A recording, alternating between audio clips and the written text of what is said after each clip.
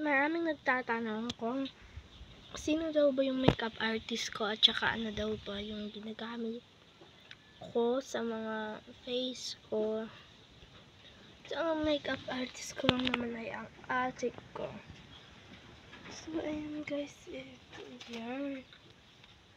Yan lang siya din yung makeup sa akin. Ganun. Kaya ito yung style ko.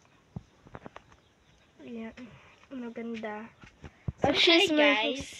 We're using pala ng ganitong product.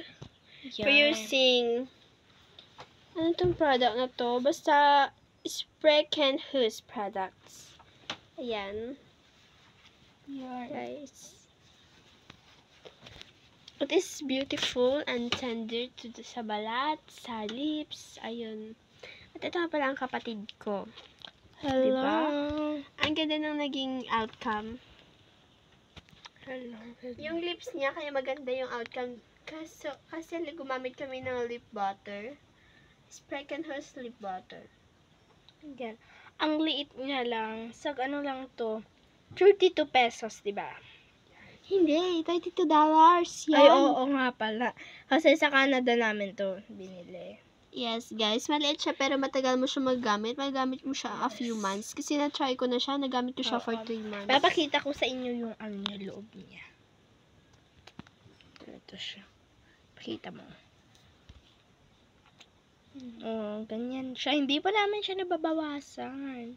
Kasi may 3 pa kaming ganito. So, yun, guys.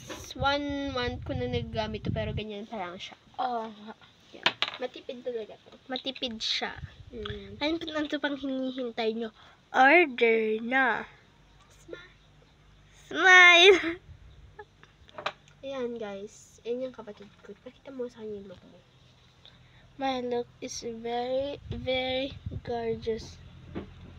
Oh, walang makeup to walang daya. Wala akong filter pala. Merong makeup pero walang filter. Diba? So, bye-bye.